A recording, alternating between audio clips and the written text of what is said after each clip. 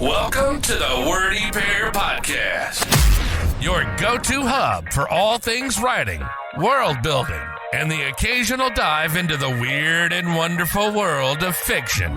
We're breaking down the barriers between you and your next great story. Whether you're a seasoned scribe or just scribbling your first sentences, we've got something for you. We'll be discussing everything from crafting compelling characters to dissecting the good, the bad, and the downright bizarre in the world of fiction. Okay, this script says you guys are eccentric. Isn't that just a 3-syllable word for weird? No offense. So, whether you're in need of inspiration, a good laugh, or just a couple of weirdos to keep you company on your writing journey, you're in the right place. Thanks for tuning in to the Wordy Pair Podcast.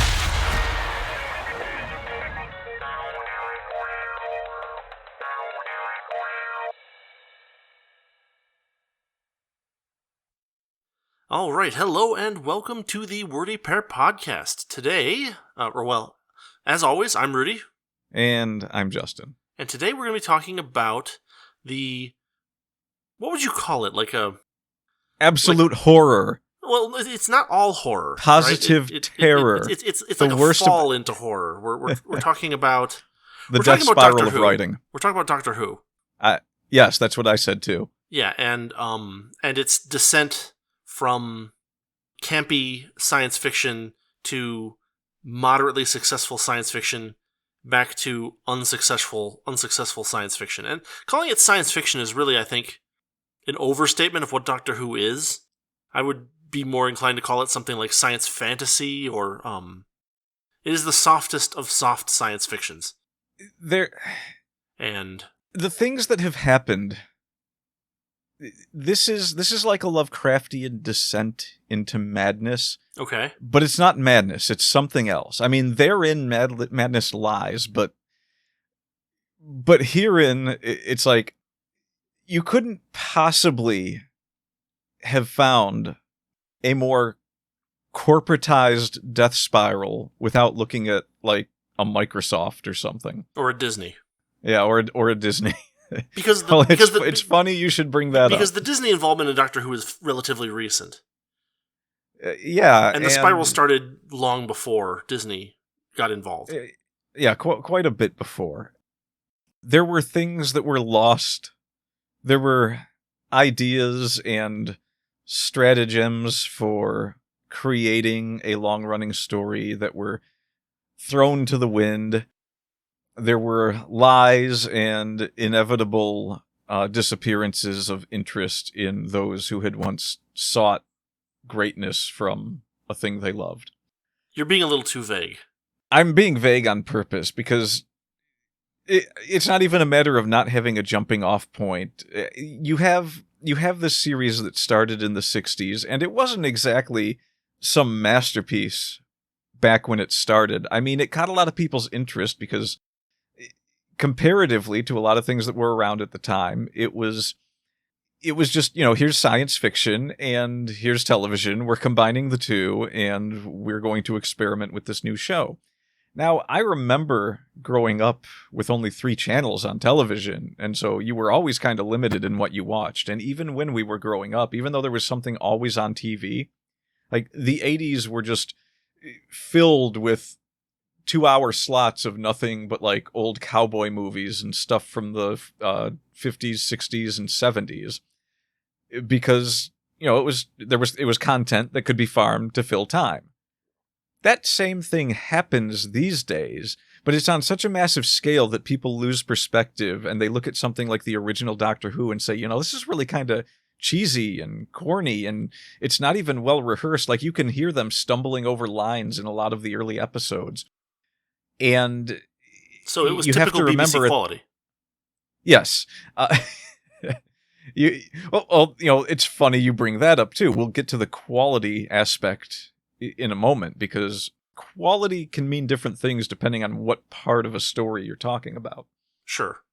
But these older shows were given a much larger leeway than they might be given today, just because they had novelty. There wasn't as much around to really compare it to at the time. And there was a lot going on that people were experimenting with and trying to, find a platform, trying to find something that they could keep running with. I don't know if anyone really expected Doctor Who to be a long-running series as long as it was when it started, but, I guess it kind of took off and became a hit pretty early on. Well, it has that air of silliness in the writing that makes it really appropriate for a kind of a short TV format, You can very easily create a cute little short story with some good jokes and some fun character moments and throw that together and, create a monster out of a plunger and a trash can and, there you go. Yeah, and you can let a lot of... you can let the imagination do a lot of work in an audience in a time when they had to use imagination to really suspend their disbelief. You're looking at these sets and these props and you're seeing the mistakes that people are making in the acting, and you're just like, okay, well, I can shut my brain off to that. I mean, it's like watching modern wrestling today.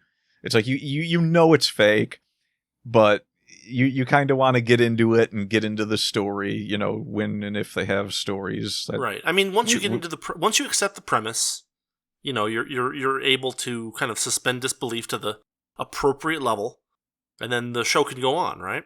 Yeah, and this, since we're here to talk about writing, this is an important thing that you can bring to your stories. I mean, writing in terms of text has not changed significantly in a very long time. It's just a matter of what you do to draw in the interest of the reader. And everyone's going to be interested in different things, but largely, there's good ways to make sure that anything you write is a little more interesting than certain other ways, which, how to put this? Imagine a world of nothing but entropy and chaos. Sure. Maybe not even entropy, maybe just pure chaos. Like, what is a book that you're writing if there's zero causal relationships in anything that's going on? What is your book if you present a character and 30 pages in, a reader will not recognize that character, not because of character growth, but because the writer has just decided that this is a new character trait that this character should have because it sounds like a good idea at the time, but there's no reason for it, or it's completely antithetical to what the character was before. This is the kind of writing that turns a lot of people off from writing. I have heard from people... Turns people off from writing or turns people off from reading? Reading. It turns them off from reading. I have heard from people that are like, no, I'm fine with this, and I'm just wondering, like what goes on in the heads of these people. I have a theory about it, but what goes on in the heads of someone who sees something that they have followed for a long time turn into something completely different that as it changes, it doesn't, like the new thing that is created does not follow any set of rules like the original thing. So the original thing was a thing. Say we'll take a character. The original character of a story had a certain set of values, a certain set of morals, a certain set of tics and quirks and antics that were... relationships, that kind of stuff. Yeah, were relationships to the characters, that kind of thing. When you create the new thing, let's even say that it might be a good idea, this turning this character into this other thing. Sure. If there's no reason for that to happen, that's already kind of like, okay, well, maybe something weird's going on here. Maybe I can follow along and kind of see where the writing is going with this. But then if that new character lacks any set of values going forward, any set of morals, any set of quirks, they all just change on a dime and nothing is ever fixed in place for this character, there is zero reason to become invested in anything the character is doing. Because if a year later the writer decides, you know what, I'm basically just going to make this character Hitler because it'll make a good joke at the end of this story, or that's being generous in this case, saying that there's a reason for the change. Yeah. Then you have a situation where the reader stops caring about what's going to happen next. Kind of like, say, watching the movie Spice World, where I I can't believe I watched that movie, but I literally sat there the entire time going, I don't care what happens in the next scene. Why am I still watching this? My God. Why am I here? What am I doing? Yeah. Yeah, so this is not a good emotion to evoke in your readers. Disney especially, and no, not even Disney especially. I'm going to go ahead and retract that. I mean, Disney plays a big part of this. Doctor Who, more than anything I have ever witnessed in the entirety of entertainment train wrecks, seems intent on destroying itself. Like every shred, every atom of its existence ripped apart into a fabric of nothingness. Like I said, absolute entropy, absolute chaos. It's actually kind of amazing that they managed this when you think about it. Yes, and it's one of them things where you would sit back at first and think this has to be because it's just like this big corporate problem. Like you can see corporations getting involved in things that people like and kind of seeing where they ruin it. Like, oh, they're trying to monetize this portion of it. Sure. It's actually happening a lot in video games now where you have these good ideas or these good franchises that are kind of like losing a lot of fans because it turns into a money grab, which, let's be honest, making a video game should be a money grab. The idea should be, I want to sell games to people to make money. Well, but the point is, let's break this down a little bit. It's not a money grab because the intention is to have the promotional materials describe the good points of the product, whether it be a video game, a movie, a book, whatever, and then to have that product have those good points and to attract an audience that wants to experience those good points in the product, right? This is not a cat. I would call a money grab something along the lines of advertising something that you do not deliver and then delivering it based on prior name recognition, something like that. Yeah, and it could be a lie or a bait and switch. It could be any number of things. I mean, this is a thing that has been part of the business world since the dawn of time. It definitely has gotten a lot more notice because of the advent of the internet.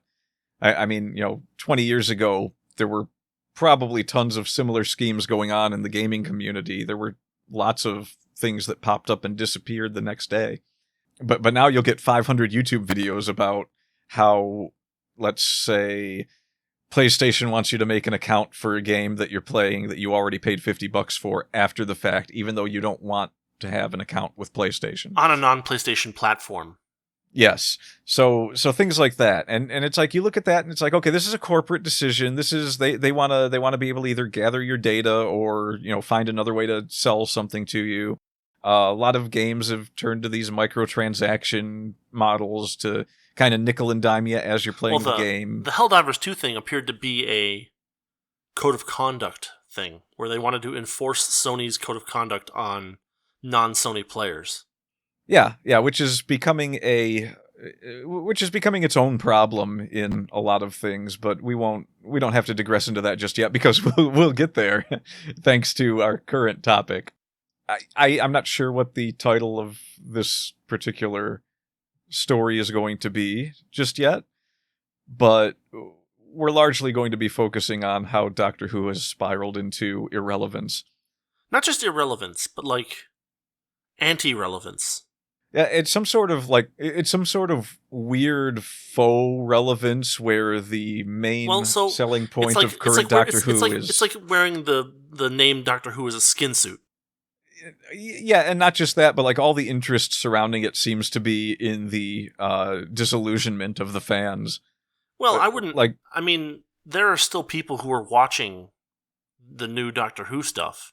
It's just that the old audience is almost completely opposed to what they've done to it. There are 5 new people watching the new Doctor Who stuff. Well, no, there are plenty of people who have been brought in... Your perspective is too narrow. There are plenty of people who have been brought in by the changes made over the past few years, and these people are happy with the changes because it serves their particular, desire to sound moralistic. I suspect you're a bit too broad in your analysis. I'm at a guess, I would say that the people, because the viewership has dropped off a cliff for these shows. Sure. And they're still in the 6 to 7 digits on occasion. I don't know if the new show is getting any really significantly high numbers, because I'm really just not caring at this point. But I'm not so sure they brought anyone new in so much as there's still old fans that are just hanging on to watch the train wreck. Uh-huh. And it's entirely possible that a good 10,000 of those viewers are just people that are watching it to make YouTube videos about it. About how bad it is. Yeah, about how bad it is. It is something to behold. Like the worst case scenario I have seen for things falling apart, nothing I have seen compares to the utter demise of Doctor Who. You've got the Marvel movies, which had a really strong run, and then they finished this one main storyline, and they just haven't been able to pick up any traction since then. Well, they've been getting increasingly clumsy and self-contradictory as time has gone on since then as well. Yeah, and you've got Star Wars, which is now a franchise that cannot make money. It is an award-winning worldwide franchise that bombs. Yeah, it cannot make money anymore. It cannot bring new people to the theater, and the mistakes that have been made have been so entrenched into the actual canon of the story that I don't know if you could make something good out of it and bring people back at this point. Without massive restructuring of what exists in the canon. Yeah, and even that somehow pales in comparison to what has happened to Doctor Who. And this is all, I mean, it's bad decisions, sure, and it's bad backroom wheeling and dealing. Disney has their hands in Doctor Who now. I guess which is not likely to stop the bleeding. No, that is how you open a wound. They basically show up with the jaws of life, but for human flesh. Well, yeah. So you've got this situation where even the showrunner for Doctor Who at this point, he comes out and says it wouldn't have happened without Disney bucks, without the Disney money behind it. The BBC was probably done with this because it had already just become one big unsuccessful, everyone's lost interest flop. Yeah. And I've seen a couple of the episodes of the start of the flop. And they are, I mean, I hate to say this because they were not very good. They look like a masterpiece compared to where Doctor Who is now. Yeah. Disney got a foot in the door on that one, and it's like, okay, well, we're going to market it to kids. Yeah. But we're going to include lots of sexual innuendo. Right. We're going to take away any personality that the Doctor had whatsoever. We're going to remove heroism from the show. Okay. We're going to, and this is important because Doctor Who evolved in very strange ways from the 60s to about 2017, I'd say. Maybe we should take a little time to kind of outline that a little bit. Yeah. Like I said at the start, bit corny, a bit cheesy at the beginning. It was kind of an experimental public broadcast BBC thing where I guess the initial concept, they wanted it to be educational, but it became clear very quickly after the first couple episodes, this was not the direction the show was going to go in. And they started bringing in various robot monsters and space alien things. And, there's lots of time travel out of the gate.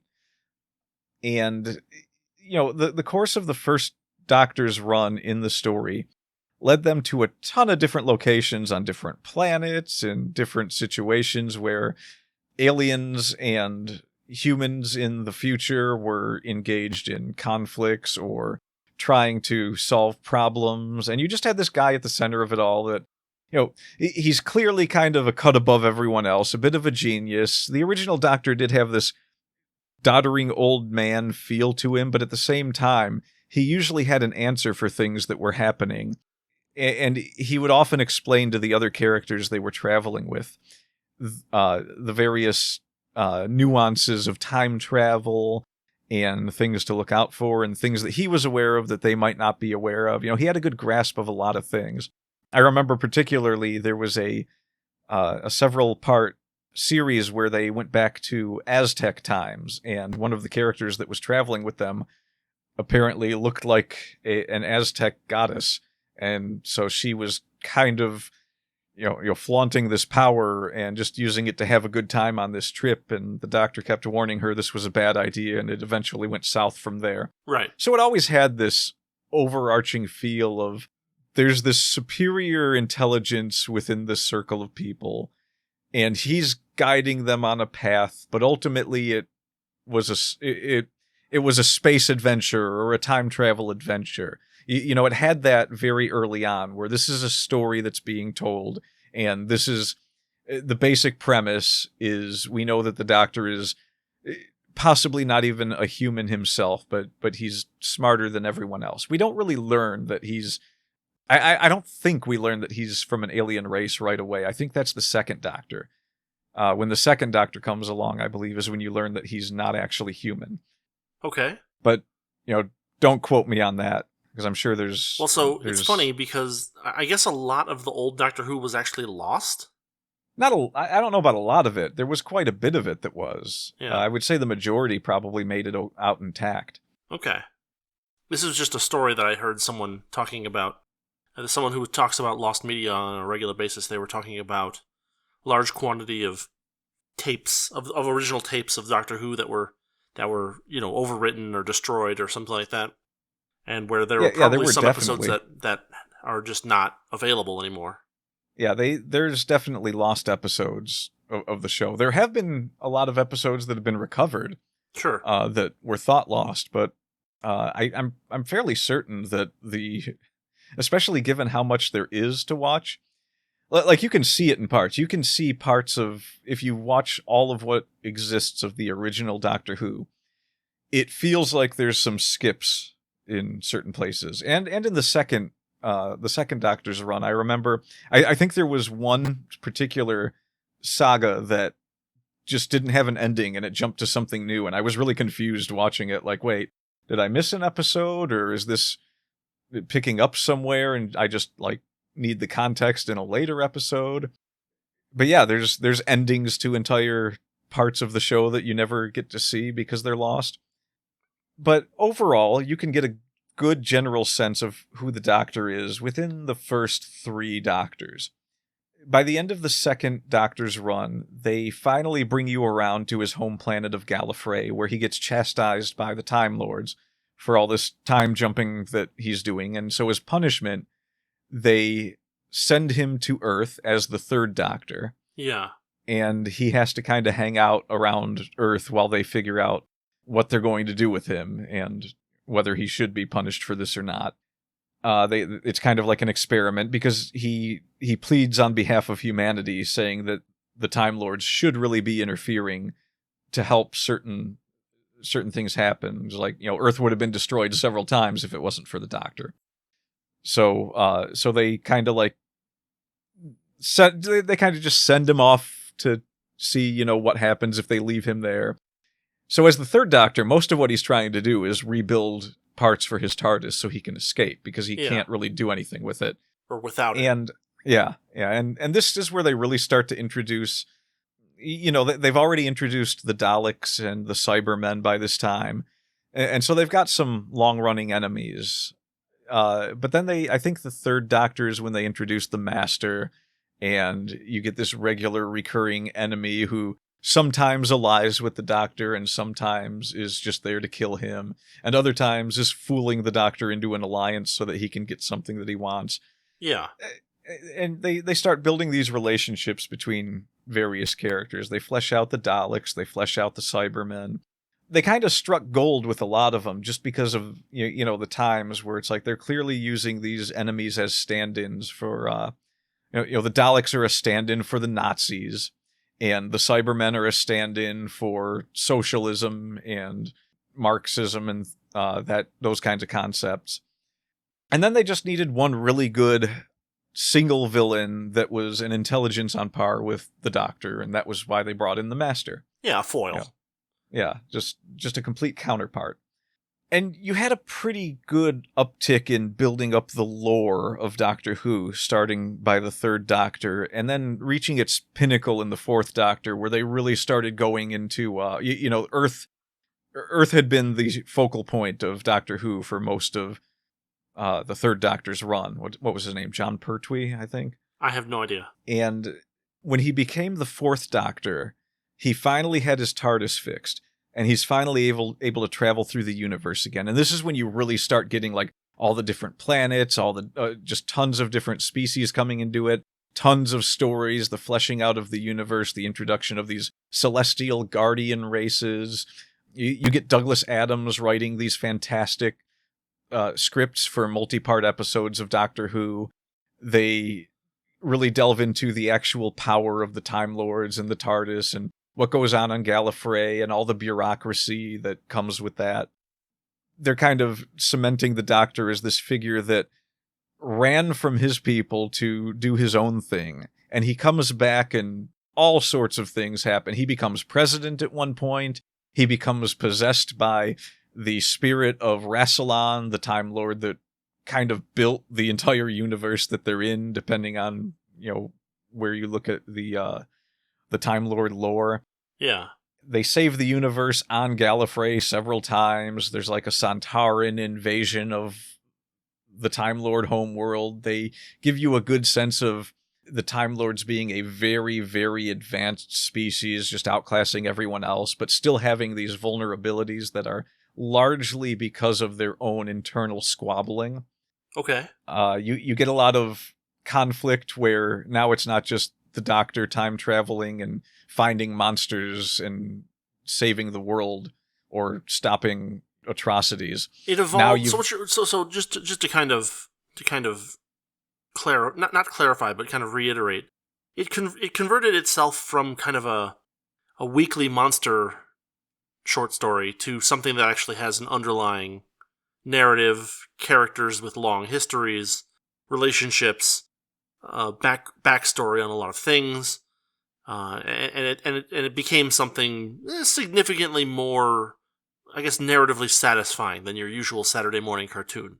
Absolutely. And it helped because at this time we're still talking about cheesy costumes and a bit of cheesy acting.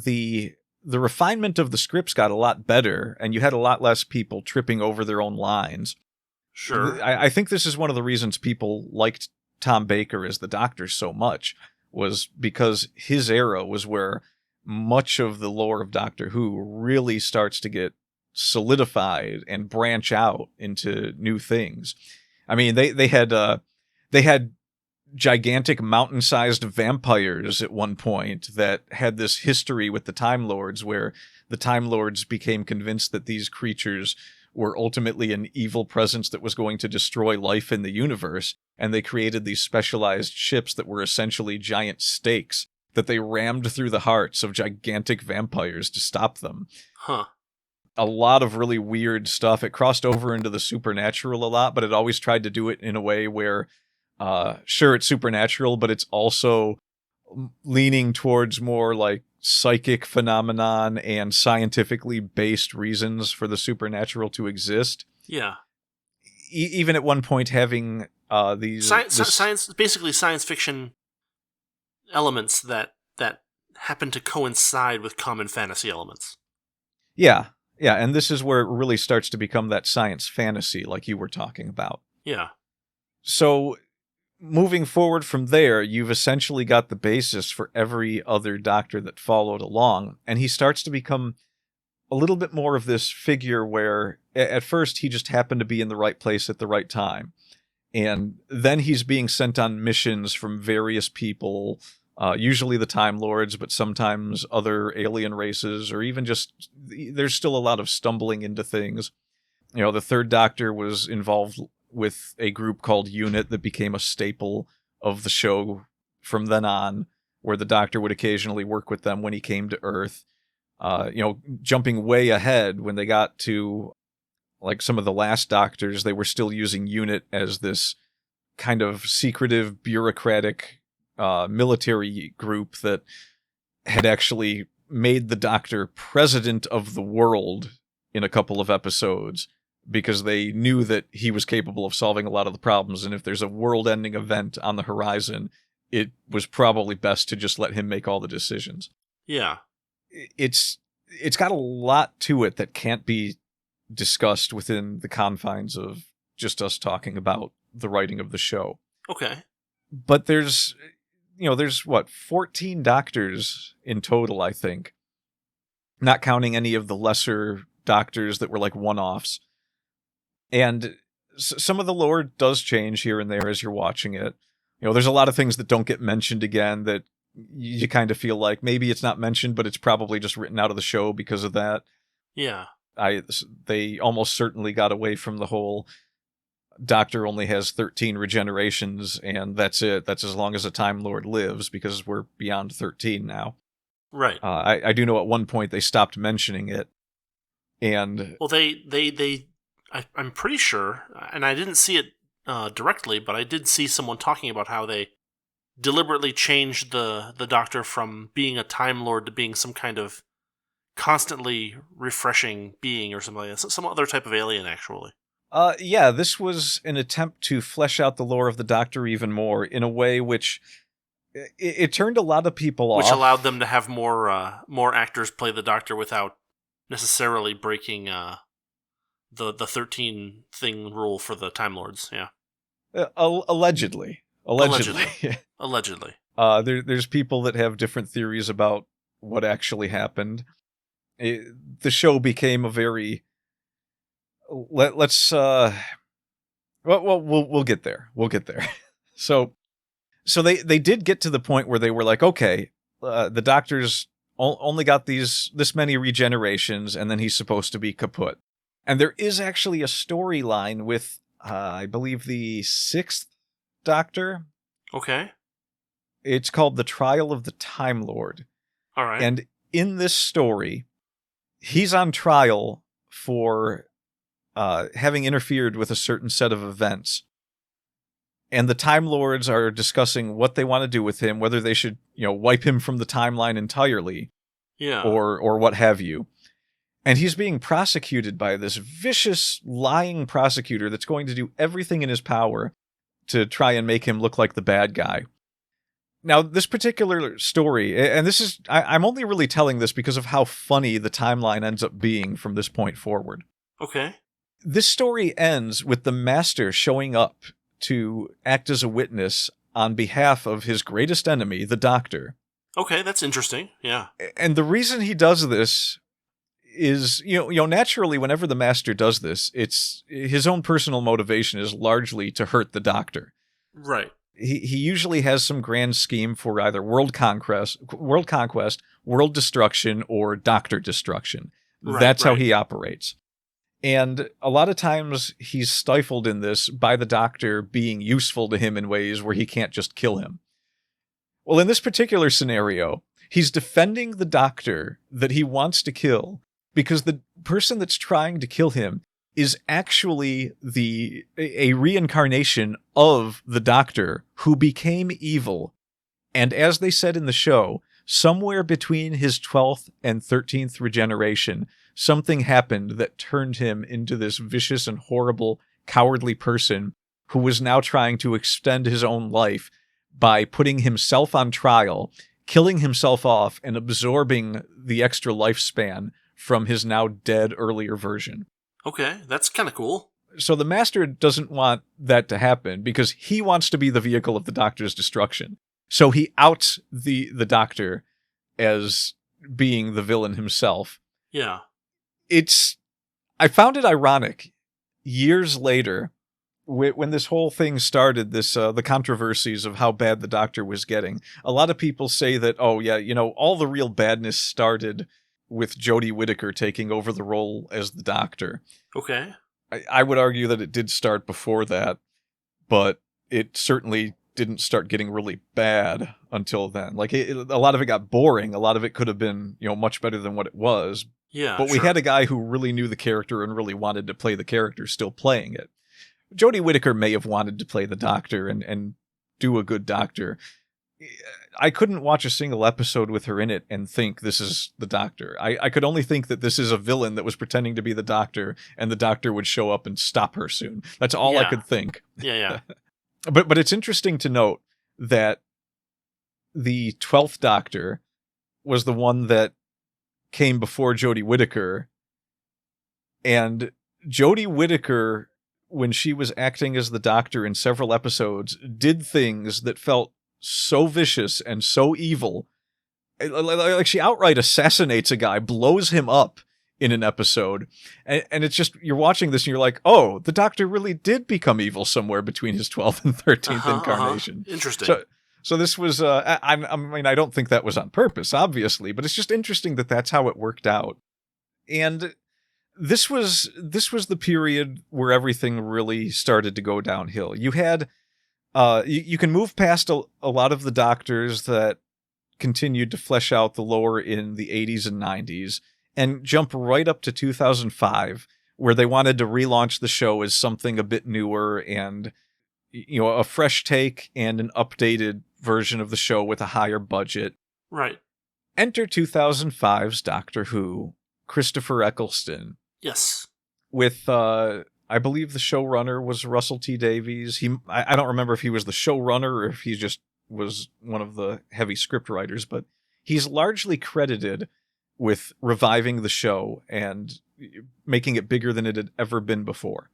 Now, was there a hiatus? Was it off for a while, or? It had several hiatuses, but there was a pretty big one between the 7th Doctor and the 9th Doctor, and then the 8th Doctor was just a single movie that took place when they were going to try and move Doctor Who, or at least start a series in America. So they made a movie where the 7th Doctor dies at the beginning of the movie and turns into the 8th Doctor.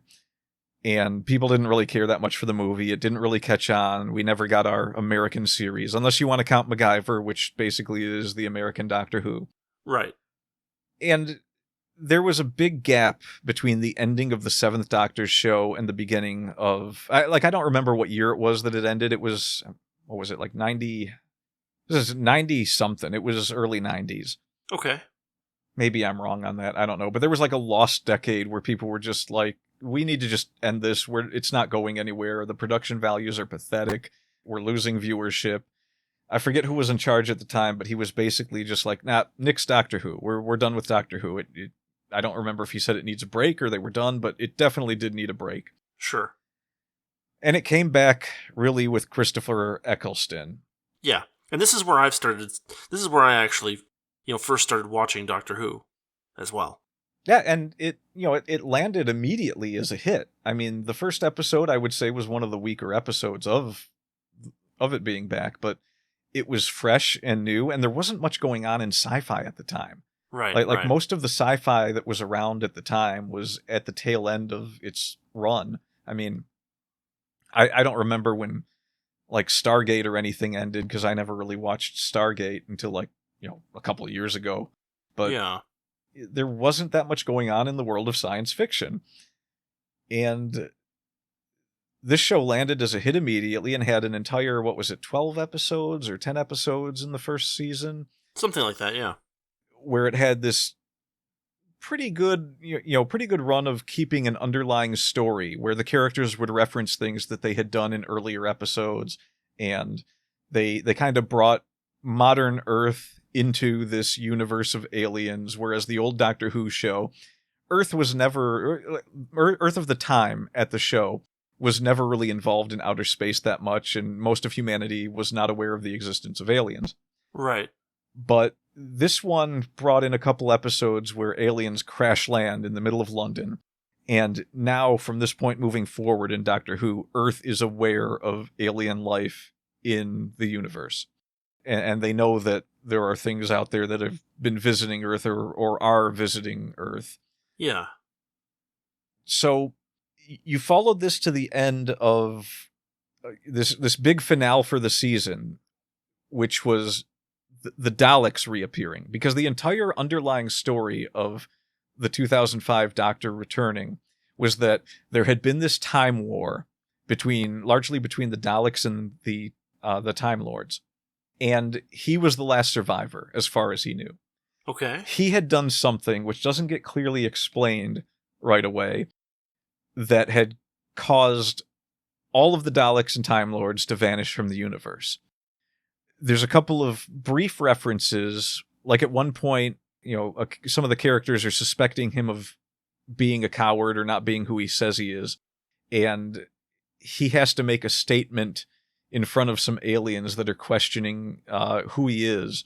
Yeah. And he steps out and tells, I believe it was one of the Daleks. It might have been the Dalek Emperor that he told he was there at the front lines battling at the Battle of Arcadia, I think he said, during the Time War. And this was a moment in which all the other characters gained a newfound respect for him because he never talked about his role in the war before that. And now he's talking about being someone who battled on the front lines. Yeah. It might have been the Dalek episode. There's an episode midway between that first Christopher Eccleston's run where he meets a Dalek that's captured on Earth. And so he realizes he's not actually the last one left from this war. Now that Dalek ultimately ends up dying, and it's assumed after that, once again, that he's the last one. But, they open up a lot of seeds that maybe he's wrong about other things. Yeah. It's like a resurgence of what happened with the Fourth Doctor, where they start expanding on the lore of the Doctor, but in this case, they actually invented an event, a war that this was a brand new thing that was happening in the universe, and wait. Was happening or had happened? It had happened. Technically, it was and had happened, but they give it this weird bit of sci-fi mumbo jumbo where they're just like, oh yeah, it's time locked, so nobody can ever enter this war from the outside. It's completely separated from the rest of the universe. Yeah. And they run with this for 4 or so seasons, or not even. Is it 4 seasons? I think it's 4 seasons that they run with this. Okay.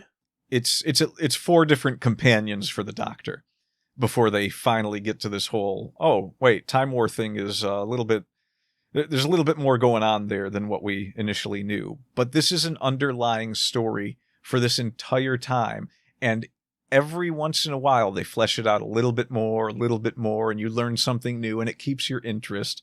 It was done very well, and it was done in a way which they were able to successfully bring in a lot of their older villains, but have them attached to this new event, this war. Yeah, okay. In ways where it gave the Doctor history with these characters without you having to see the old show to understand some of this history. Okay, let's look at that a little deeper, because that sounds like a really useful writing technique. Yes, it is. In this particular case, we could look at the enemy Davros, who... Okay, let's do that. In the original Doctor Who, they kind of throw the Daleks at you. Right. And they kind of look like robots. We don't really know what they are. We learn later on that they're not robots. They're actually creatures inside these metal cans. Yes. This was one of the things that when they got to the Fourth Doctor and started really fleshing things out, you learned a few new things about them. Okay. You learned that there was a man that was from a race of people called the Khalids, who created the Daleks using the genetics of the Khalid. And he was trying to create a creature that had no mercy, no sympathy. He's essentially trying to create the Nazis in robot form. So they're robot Nazis. Okay. And he succeeds in this. The Doctor is sent to try and find out what happened to create the Daleks and to destroy them. So his mission is to erase an entire race of creatures from existence. And this is where you first learn that they're actually genetic creations of this one dude on this planet, because they're at war with another race on their planet and they're losing. So the way to win is to, create this creature that will annihilate the enemy. Right. And it ends up having its twists. Or more accurately, exterminate them. Yeah. It creates a situation where, we have no idea just how vastly evil this guy is at first, and it turns out he is maniacal and underhanded to the point that he sells out his own people when they refuse to continue with his experiments to create the Daleks. He goes to the enemy and says, I will tell you how to get past our defense shields and destroy my own people. I want to continue this research. Right. And it doesn't just stop there. Like, they couldn't have made this guy... Like, this guy is probably more evil than even the Master was. He might be the most evil being in all of Doctor Who. There's a great scene between him and the Tom Baker Doctor, where Davros is talking about... He tells the Doctor, if you had a vial that contained a virus, and this virus, if you unleashed it, would destroy all life in the world, what would you do with it? And he tells the Doctor, I would smash it open with my bare hands. He says, can you imagine the feeling of raw power holding something like that in your hands? You would be a god. And this defines everything about this character going forward. Okay. He is devoted to his creation of the Daleks, even beyond himself. He's always fighting to survive and continue the race of the Daleks, continue expanding them into something greater. This moment, more than any other moment in Doctor Who's history, cements the Daleks as the biggest threat in the universe. Right. As you jump forward to Davros's first appearance in the newer Doctor Who series, you start at 2005 with Christopher Eccleston. You go through 4 seasons, and then they want to bring back Davros after all this time. And this is a really, really big thing to happen. Yeah. Because he is the creator of the creatures that were the opposing side in the greatest war in the universe. Yeah, okay. And of course, the threat, of course, is that he might do it again.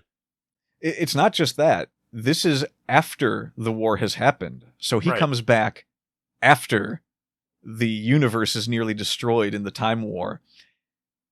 And so him and the Doctor, without even telling you any of the other stuff that happened between them, a few brief moments of him demonstrating how he carved himself up to replace the genetics of the Daleks, which had become thinned out by merging with other races in the past. He created new pure Daleks. This was always a thing with him, is that they had to be pure Daleks. And they even referenced several times with the Daleks that appeared before that they weren't pure. Some of them had been created using human DNA, and they hated themselves because of it. So now they were going to erase those Daleks and create new perfect Daleks again. Yeah, okay. Pure Daleks. Yes, and he's the father of that once more. And so now he has this great plan to wipe out everything in the universe except for Daleks. He's literally going to collapse reality around everything else but the Daleks, so that they are the only life in the universe. And a few brief words are exchanged between the Doctor and Davros. I mean, like, very brief, like just a couple of pieces of dialogue where they talk about the Time War, and they talk about they make offhand mentions of things that happened. I believe they fleshed out those very things in some audio dramas, because they were doing simultaneous audio dramas and television shows that interlinked, but you didn't really have to see one or hear one to know what was going on if you watched the other. Okay. So they would mention these things, and anyone who knew that would know, oh, I should probably look into that if I want to know more. But the Doctor says something like, I saw your ship fall into the maw of the Nightmare Child, or something like that. Yeah.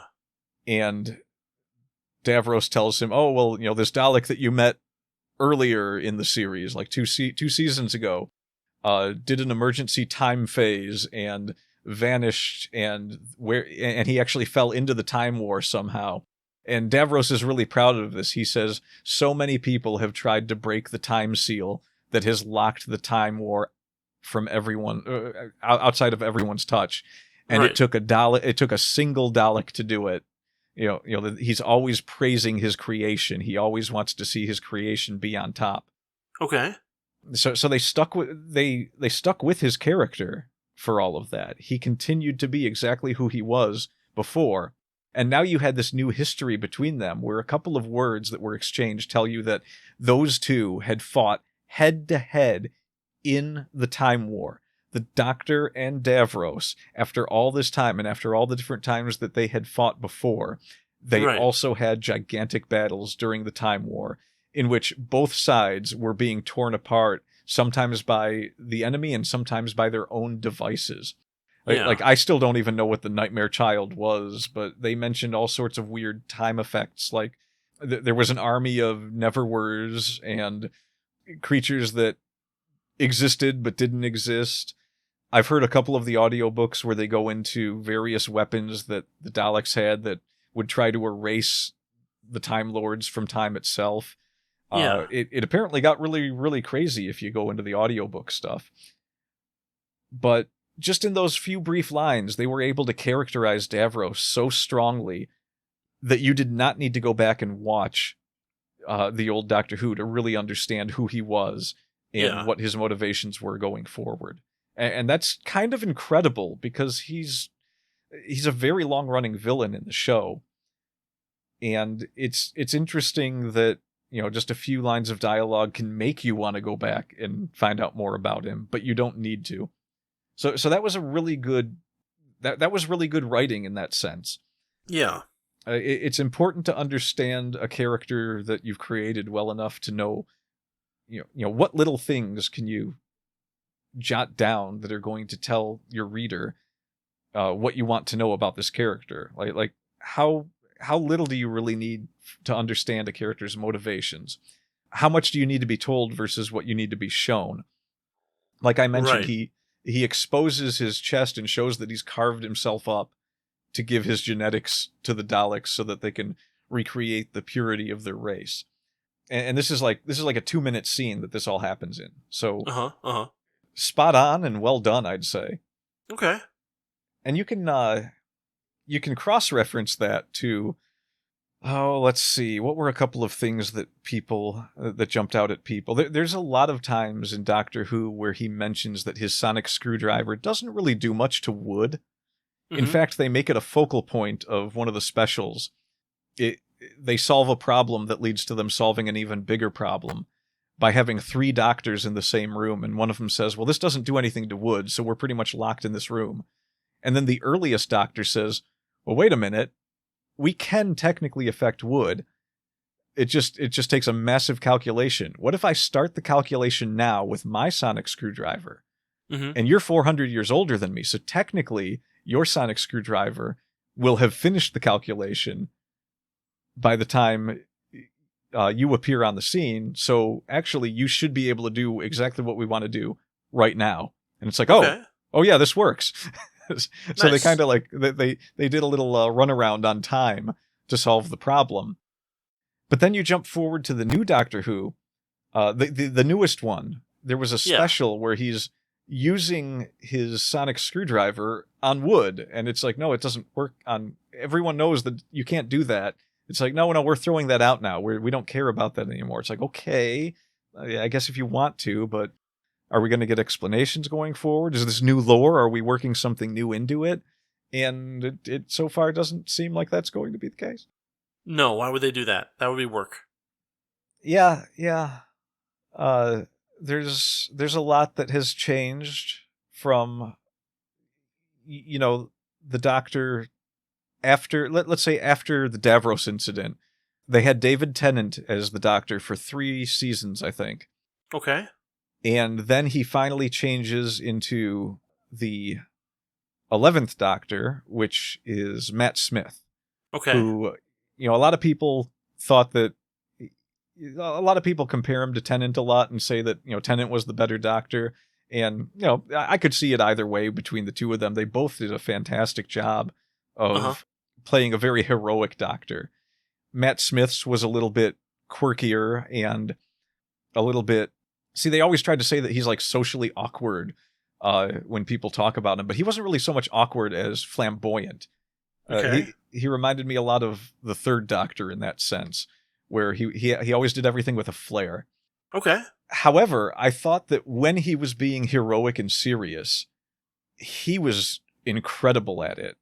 He would tackle the role like a superhero. He felt like the most superhero of all the Doctors. Whereas David Tennant, when he was getting serious about something, it was usually kind of dark and a little bit brooding, but not so much that you're like, oh, this is like an emo Doctor. He did a great job of bringing a bit of darkness into the lore of the Doctor, where you know underlying he's this very serious person. There's a lot of episodes where he does things that show that he is not very intent on being forgiven after you've crossed being forgiving after you've crossed a certain line. Yeah. Whereas Matt Smith is just like, no, I'm putting a stop to this right now. He's absolute superhero style Doctor from start to finish. Okay, good. Then you move on to Peter Capaldi, who it's kind of tough to say exactly what role he was supposed to fit in, because he still played a very heroic role, but his Doctor finally felt like the old man that the other two pretended to be sometimes. Yeah. And they did a good job of that. Like, one of the things that people pointed out with Jodie Whittaker's Doctor is that she seemed to try and match the mannerisms of Matt Smith and David Tennant. Okay.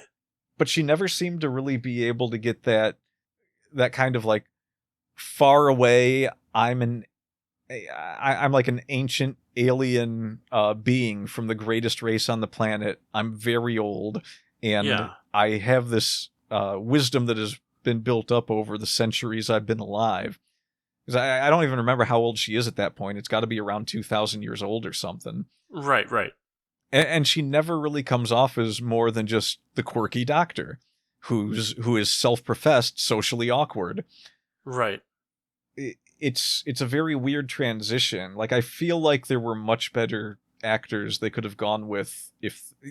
I had no problem whatsoever. Some people did. Some people said that the Doctor never should have been a woman. I would have loved to see an actual good interpretation of Doctor Who as a woman. I mean, you and I both watch a lot of anime, so we probably don't mind the gender bending qualities of things so much. It's not supposed to be a very important part of the story. And before she even appeared on the scene, Doctor Who was really falling into this like heavy feminist streak of storytelling that detracted a lot from the story you wanted to see. Okay. It kind of felt like, it would have been fine if it was just like, oh, well, this is something a woman can do and this is something a man can't do, because they had a special with Matt Smith in it. Okay. That revolved around this alien spaceship needed a woman to be sitting in this seat with this crown on to control the spaceship. Okay. And the words that they kept using to define who could fly the spaceship were strong and weak. And the idea was that the interpretation of this was, well, men are weak because they're not... The idea was that it was supposed to be a motherly figure to fly the ship because it was a forest and it's like a Mother Earth kind of metaphor. Okay, so it had to be a woman that was sitting in the seat. Now, that part of it is fine. But I felt like it was a horrible message to be sending to children when you have the Doctor telling this little boy, he's like, you and I, we're weak, but these two, they're strong. They have to be the ones to do this. And it's just like that wasn't the best way to word that. You shouldn't do that in a world where children are watching and you're trying to influence children to think that, especially when you're looking at a guy standing next to a woman. Like, Matt Smith is not exactly a big guy. He might be a tall guy. I'm not even sure about that. I have no idea how tall he is, but he's a pretty big fella just standing there. And it's like, dude, you could knock this woman out with a single punch. Strong and weak is not the right word for this. Are we talking like strong mental fortitude? Because you're the Doctor. You have literally gone up against psychic monsters in which you have said yourself, a human wouldn't be able to do this. I'm going to have to do this because I'm a Time Lord and we are more mentally apt to do this. And now you're talking about the difference between a Time Lord and a female human being. One is strong and one is weak. It worked so much better as a metaphor for Mother Earth, where it took a motherly figure to fly the spaceship. Yeah. Without, this I feel like was it wasn't the start of this beating you over the head message of female empowerment that Doctor Who fell into, which detracted from a lot of storylines that could have been way better.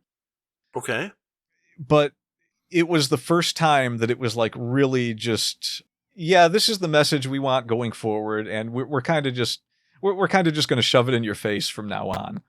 You know, they had already it became overt, or yeah, it became very overt because they had Okay. already had a lot of times where you know you had female companions that were browbeating the Doctor, but it was kind of funny and charming when it was happening with, say, Amy and to a lesser extent Clara Oswald when she first appeared.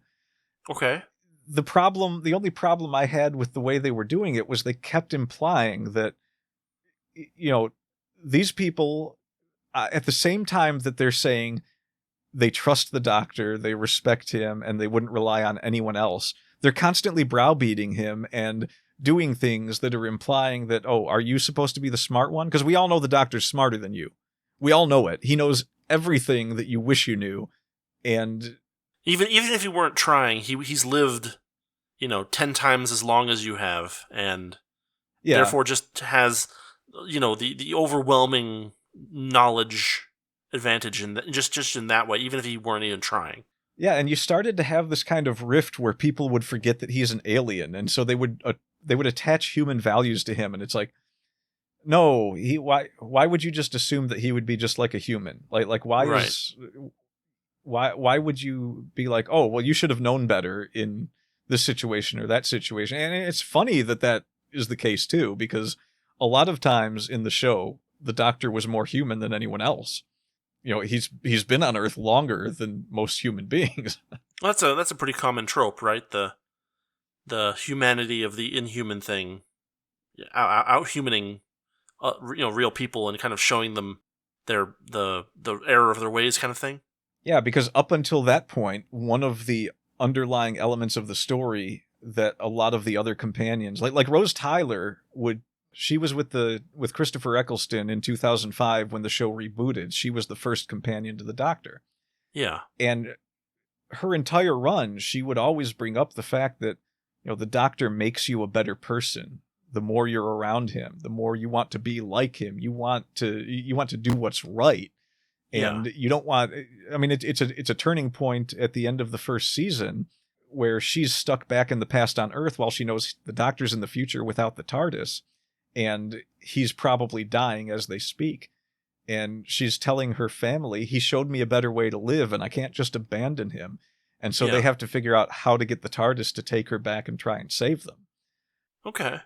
After that, you had Martha Jones, who kind of went through the same story arc where, she respected the Doctor and she wanted to be a better person just from being around him. And they worked really well together too on solving a lot of problems. And these are companions that, while the Doctor would always be a bit aloof and he would always, know more, it was obvious he knew more than the people around him, everyone felt like they were treated as equals.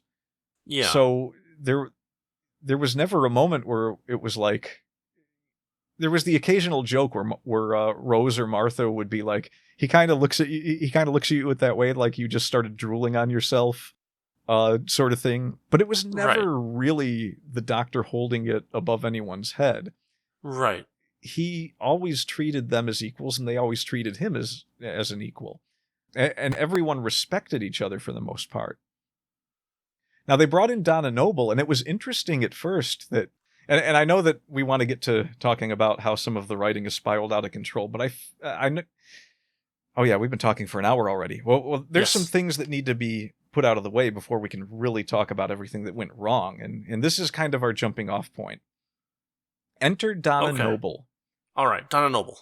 She's a bit more sassy of a character. She's very, very strong-willed, I guess is the word, but not in like a way that is necessarily a bad thing. She's very self-enclosed. Like her universe consists of where she can reach like 5 feet out from her. She's in this bubble, basically. Okay. And well, can you explain that a little bit more? A little bit more in detail, because I'm not quite.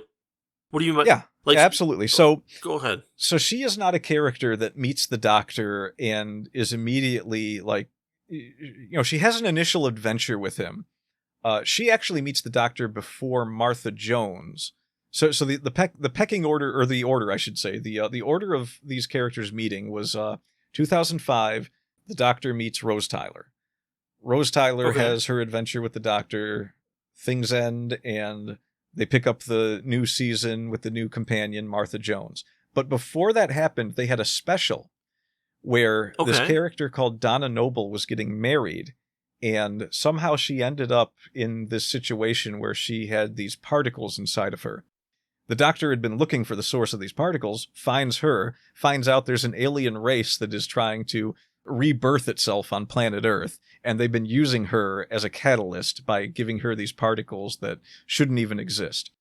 Okay. So it's like a one-off special, and at the end of it, this is at a period after the Doctor is still kind of not over the fact that Rose Tyler ended up in another dimension, and it's kind of his fault. Uh-huh. So he's gotten a little darker and a little more broody. And after this adventure with Donna Noble, she tells him, look, you need to find someone to travel with you because I don't think you do good alone. And you can kind of tell that, once again, there's this mutual respect even between the character, which I'll explain in a minute. She's a bit of a loudmouth. But she has these moments at the end where, just like everyone else, she respects the Doctor. She kind of approves of how he goes about things, but she also saw this darkness in him from something that happened. He kind of mercilessly takes out the villain at the end of that special. Okay. And she witnesses it and tells him, you really need to find someone to travel with you. That person is not me. It needs to be you. And Martha Jones has her run, and then they start the new season, and they're going to bring back Donna Noble. The way they bring her back is they show an episode where the Doctor is digging into a mystery that's happening on Earth, and she is digging into the same mystery. And over the course of the episode, they keep passing each other by until they finally meet, and she says, after I traveled with you, I just couldn't look at the world the same way again. I knew there were things around me that were weird, and I decided I just had to go looking because that would probably be the easiest way to meet you again. Okay. So this launches them into actually traveling together. But they put a different spin on this companion, because up until then, it's everyone running off with him at the drop of a hat and just kind of being awed by him, and they help out with whatever's going on, and they have adventures. In her case, she immediately she's always like combative with the Doctor. Like if he says something, she'll say something like, well, I'm not doing that, or I'm not doing this. And it wasn't bad. It was actually refreshing. A lot of people didn't like her because they thought she was annoying, but I thought that the way that she was annoying was kind of a good character turn for the Doctor, where now he's dealing with someone who will tell him that he might be making a mistake and will do so in the loudest way possible. She misinterpreted a lot of things. Like when they were first going to travel together, he tells her that he's looking for a mate, and he means friends, but she interprets that as like an alien wanting to mate with her and gets all angry about it. Sure. They do a lot of episodes where when something starts to go wrong, she will yell at the Doctor and say, you need to fix this. What is going on? We're going to die, or things like that. She's very self-assertive. If she feels like someone has slighted her, even the Doctor, she will speak up about it. Okay. But at the same token, the Doctor shows her things that are happening in the universe, and sometimes there's these horrific things going on. And she will then turn to the Doctor and plead with him and say, make this right. This is just wrong. Things shouldn't be this way. Right. There's a particular time where they go to Pompeii, and, there's the whole explosion in Pompeii is happening. And all these people that they met while they were there, she knows they're going to die. And she goes, but you're supposed to be the Doctor. You're the one that fixes things. You said so yourself. Yeah. And he's like, I can't save anyone. These people are supposed to die here. She goes, but you're better than that. You at least save someone. You can save someone. Yeah. And he does. He decides he's going to save the family that they met and, pull them out of danger with his TARDIS at the last second. So it kind of doesn't disrupt history too much. Okay. When that happens, it sets up for something that occurs far, far later in the show. The Doctor is always going through these moments of introspection, where he's wondering if he's really that good of a person or not. He's gauging himself on the things he's done in the past. He's always got the Time War looming over his head, which he's largely responsible for some of the events that happened. Okay. Peter Capaldi, the 12th Doctor, he plays the head of the family that the Doctor rescued in the Pompeii episode. Okay. So when he comes back as the Doctor, people are just like, okay, well, I mean, he was on the show before, and this has happened before. You know, we've seen people who ended up playing the Doctor appearing on the show before. And they had paid attention to everything that was going on in such detail and in such a great way, all the way up until this run, where they come to an episode. This village is in danger, and it's war against an alien with robot warriors and a spaceship. Okay, kind of your usual science fiction enemy. Yep, and it's like this ancient village. It's like Vikings or something. They're going to have to fight these... Well, it's not Vikings, it's farmers. The warriors were all kidnapped, and their spiritual essence was absorbed by the alien to turn him into a better and braver warrior. So all that's left is farmers. And the Doctor says, look, these people have the choice to leave, but they're too proud to leave. I can't help them. There's no way we can beat these aliens with a bunch of farmers. Right. And at that point, it's Clara Oswald, who is much more annoying than Donna Noble in the show, but I still think that the show had a lot of merit at this point. And once again, she's pleading with the Doctor to be even better than he already is, and says, if anyone can save them, you can. I've seen you work miracles. And he's outright refusing. And they do this whole thing where, you know, they keep making this joke about how the Doctor speaks baby, and there's a baby in the village, and he keeps interpreting what it's saying. And during this conversation with Clara, she stops talking, and you hear the baby crying. And the Doctor is hearing the words of the baby, and he kind of recites them. And, you know, I really hope I'm remembering this right. I think it was this episode it happened in. He sees his reflection in the water, and he starts wondering, why did I choose this face? And it takes him a minute to, which, you know, this was kind of weird because the Doctor has a really good memory when it matters, and then sometimes he just doesn't remember things that he should. Yeah. But he's thinking to himself, why did I choose this face? And he remembers himself playing that other character. You know, they show a flashback of this guy from Pompeii, and they go through the speech where Donna is saying, if you just save someone, please. And the Doctor tells himself, that's right. That's who I am. I save people. This is what I have to do. Right. Out of nowhere, this fantastic little piece of character development. And we're already in the midst of a time where the companions are starting to talk down to him, even though he's still absolutely amazing. Like, a lot of people would argue that Peter Capaldi is the best Doctor that there ever was, and he just got shafted on scripts. Might be the case. My personal favorite, of course, still Tom Baker. I think Christopher Eccleston, Tennant, Matt Smith, and Capaldi were all great as well. This is exactly the kind of thing. I wanted to bring up all these points, and I wasted a ton of time doing it. Yeah, sure.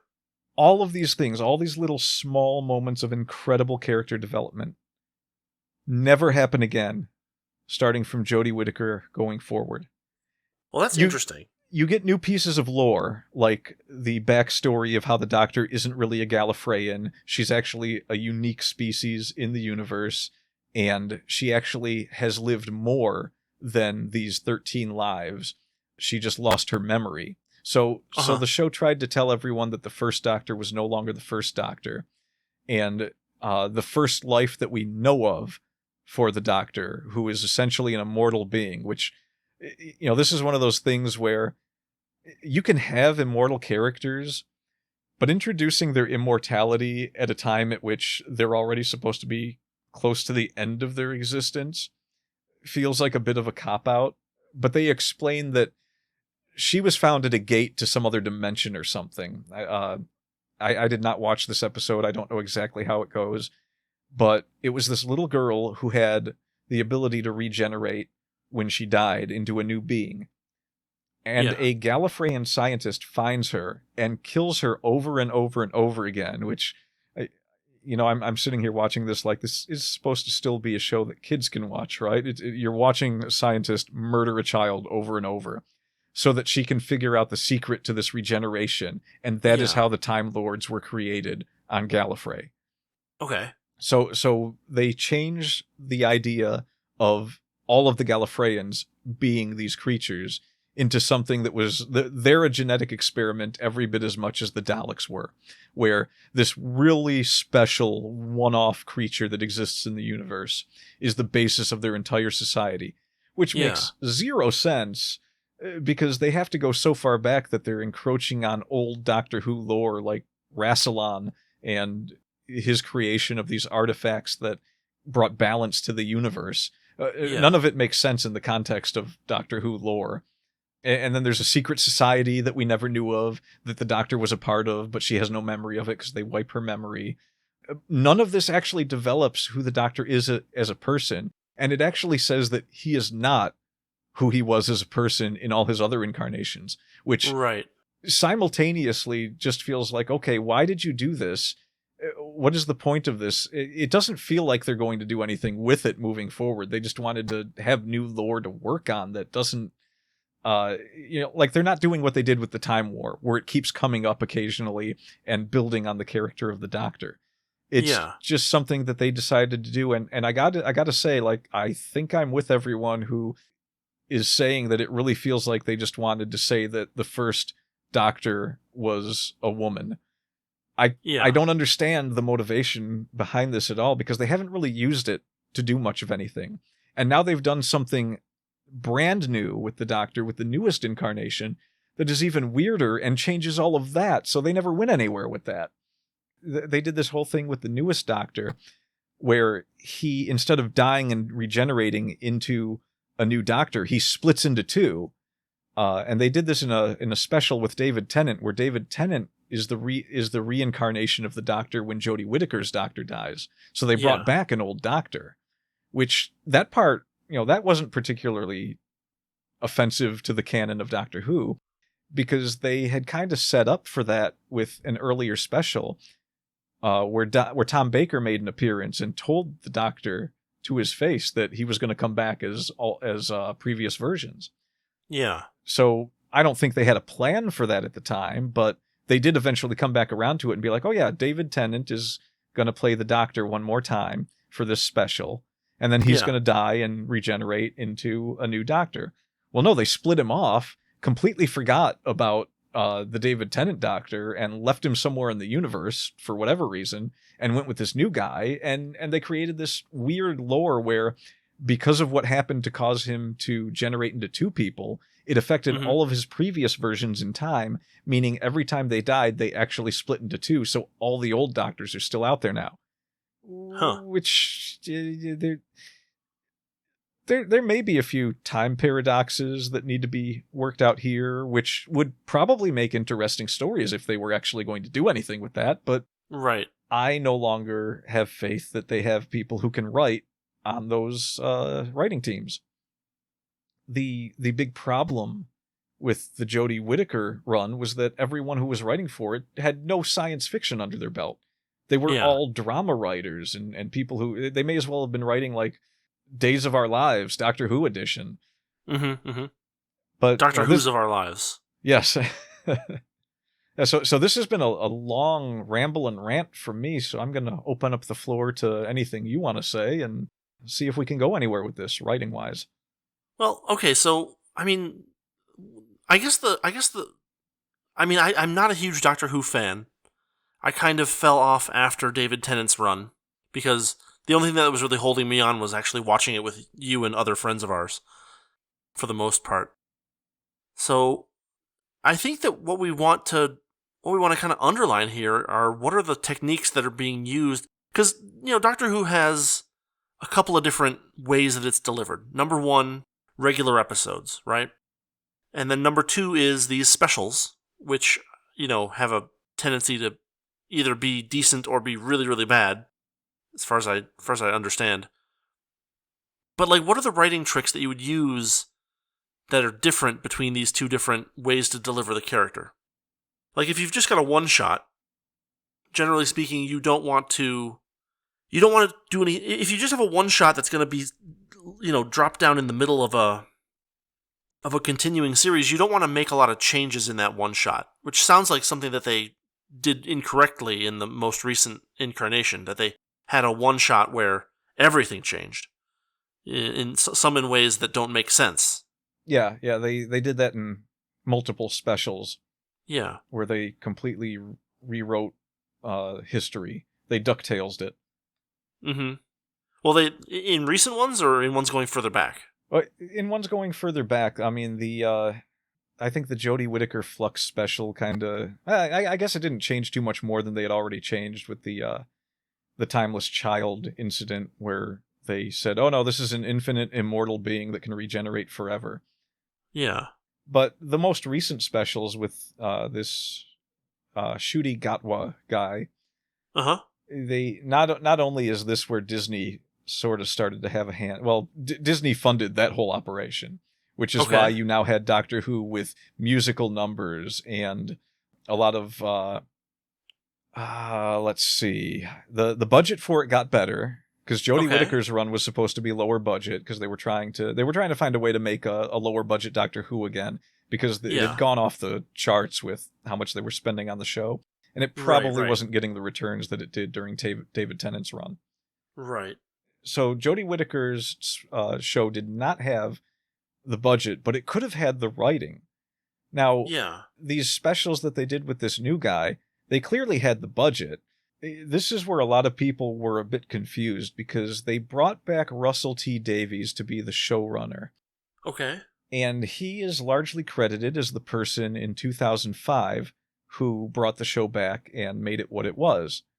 I have since learned by watching an interview with Christopher Eccleston that this is likely not the case. Christopher Eccleston told an audience that asked him if he would ever come back as Doctor Who. There was a while where he wasn't saying anything on that. He was like, no, he's not coming back. He was in this interview where he outright said that he would not come back unless they fired this person, and this person. One of those names was Russell T Davies. Oh, wow. And he credited Russell T Davies with being the reason that some of the episodes weren't as good as the others. And he name-dropped someone else. I forget who it was, but he said that guy was responsible for 7 of the episodes of his season when you boiled it down, and he's the real reason that the show was as successful as it was, and Russell T Davies was not so much. Mm-hmm. He also said good things about Stephen Moffat, who has both done good and bad episodes. But Stephen Moffat, a lot of people had high hopes for him when he took over as showrunner, because he had been really good at writing these dark and mysterious episodes. Okay. One of which you didn't even get to see the bad guy. It was just like this psychological horror tale. Okay. One of my favorite episodes, in fact. But later episodes that Moffat had written did not seem to be quite so good, but he was still worlds above a lot of the other writers for the show. Yeah. And when Russell T Davies came back, people had really high hopes. Yeah. They were a bit wary when they saw his selection for Doctor Who. They were like, well, maybe this guy's got something that the rest of us don't see, but let's see how it pans out. Sure, fair enough. And the show's a mess. I mean, nothing in it makes sense. The timelines for things happening don't make sense. The bad guys are interestingly weird. The first bad guys that he goes up against in the first episode, where he's officially the Doctor, are this group of goblins that are in a Final Fantasy-esque airship. Yes. Kidnapping babies from second-story lofts and eating them, which is a great way to start the newly targeted towards an even younger audience version of Doctor Who that Disney has their hands in. Yeah. Seems like there's a ton of sexual innuendo. The first time you see him in that episode, he's wearing a skirt and kind of crotch dancing with a bunch of dudes in a club. So, that really speaks to speaks to me as Doctor Who. Innuendo. That's. Oh no, there was innuendo. We're talking like he's wearing a tank top shirt, sweat dripping down his chest, breathing heavily, close up into the camera. This is Well, no, my point is that those things aren't innuendo. They're more overt. They're more overt than innuendo. Innuendo is when there's a pun in Animaniacs that nobody under the age of 18 got. Fair enough. Right? That's innuendo. Yeah, I guess it got worse when they actually started getting into the episode, because that was just the special. When they started getting into the recent episodes, I guess there's a pipe bomb that the Doctor has at one point that is suspiciously fleshy and veiny in his hands and has a hole at the end that's spurting flame, and he's holding it quite provocatively. Okay, that sounds...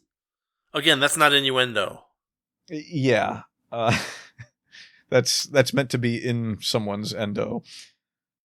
Yeah. So different.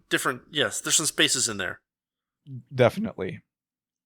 But the show is, and they're actually marketing it as more towards kids. They're not like saying it based off of, oh, old Doctor Who was for kids. We're actually going for a more mature audience. It's like, no, They're specifically saying, yeah, we want to get kids back into this. We want to get the younger generation into this. It's like, okay, so you've got goblins and... that eat babies. Well, you've got dancing goblins that are singing songs. I can see the Disney in that, all right. And it's heavily CG. I can see where you're leaning into the Disney money there. And these goblins eat babies. And you're putting salt on a baby that's riding down a conveyor belt into the mouth of a giant, hideous-looking goblin. Yes. All right. Well, I watched a lot of cartoons from the 70s where, kids watched them, but they definitely had things that were a bit like, maybe I shouldn't be watching this as a kid. Like Watership Down had dogs just absolutely tearing rabbits apart. Yeah. Complete with blood and gore and everything, but kids watched it. So I'm thinking, okay, well, I can give a pass here. I mean, it's not actually showing this thing eating the baby yet, so the baby's going to be rescued. I'm not totally against this. It's one of those things where the threat is worse than what actually is shown. Yeah. But then you watch the Doctor and watch how he's acting, and you see all the opening scenes of sexual innuendo, and then they have this new villain called the Maestro, which is played by one of the winners of, I believe, the RuPaul drag show. Okay. And so it's a cross-dressing or transsexual villain. And to me, this just screams like you're sexualizing things that are happening in a show with children. Like, I haven't seen it, so I don't know the extent of it. It could be... Sure. It could be every bit as innocent as Bugs Bunny dressing up as a girl for comedy effect to mess with Elmer Fudd. It could just be as innocent as... hey, look, we're trying to be part of the modern world. It's going to be a dude in a dress, but he's not going to be like twerking in a kid's face. However, I think we all know Disney well enough at this point in time to know that they're also going to lean into that. Sure. And I fully suspect that maybe for the US and European releases. Yes. Not the Chinese release. Not the Chinese release, not the Middle Eastern releases. No, none of that. Yeah, no. In the Chinese release, they'll CG white skin onto the Doctor and a woman's face onto the Maestro. Yes. It's kind of sad that they can't get this right, because that really wouldn't bother me at all, having a cross-dressing or transsexual villain, if it was just like, that's just what the villain is, but we're here to tell a story.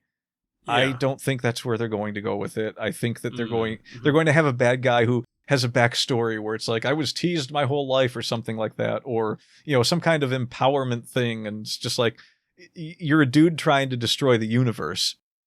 We don't have sympathy for anything about you. We're here to stop you. That's the story. Wear all the dresses you like, whatever. Yeah. Putting on another coat of makeup isn't going to make me shed a tear when you're trying to blow up Earth. Right.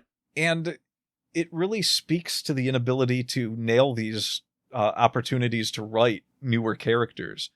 If we could jump back to Jodie Whittaker for a second, whose episodes are a godsend in comparison to every inch of what I've seen so far. Oh, God. let me retract that. I don't want to say inches in a world with flesh pipe bombs. Sure. Understandable. Yeah, so Jodie Whittaker's Doctor was a great opportunity for them to take the character of the Doctor that we had already established and say, all right, the Doctor is a woman now. How does this affect his personal canon going forward? Is he going to approach problems in a different way? Is he going to approach problems in the same way, but maybe have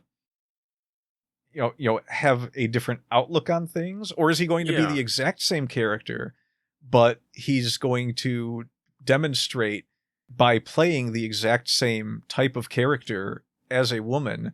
This is probably the best way they could have represented this equality of sexes thing that they clearly wanted to go for, given some of the dialogue that happened in the show, which instead turned to browbeating about how evil men are. Uh-huh. They didn't do any of that. They didn't say, okay, well, now we know the Doctor can become a woman, which they'd mentioned before. Yeah. Are they going to have stories where the Doctor can do things? Can they do new stories with this? Can they put the Doctor in situations like they did with the Master when he became Missy, where he can approach problems differently by, like is the Doctor going to use feminine wiles to confuse an enemy? Is the Doctor going to, is he going to be able to sneak into an all-female Amazon tribe of women where this bad guy is trying to destroy the universe, and he never would have been able to get close if he was a man, but now he can be one of them and fool them into a false sense of security? Like what story changes can we do with this version of the Doctor? And it doesn't even need to be story changes. I mean, I know that there's people out there that are immediately on the offensive, or maybe even defensive, however you want to look at it, mostly offensive. When they hear things like, oh yeah, the Doctor using feminine wiles, this is, of course, that's the first thing you'd think of. Well, yeah, it's a different tact that you can have with. It's a potential solution to a problem that couldn't have been used before. Yes, I mean, the Master did this when he became Missy. He immediately tried to seduce the Doctor at one point. I mean, the point is that you use whatever advantages you possibly have, right?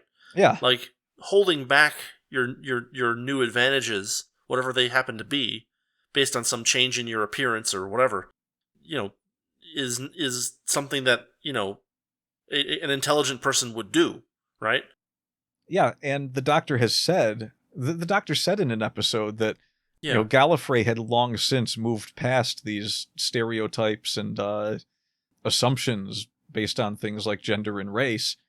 Right. Granted, 3 episodes later, he was being chastised about not understanding women, but it's I guess it's just people not keeping good tabs on what they've already written. It's like the same series, the same Doctor.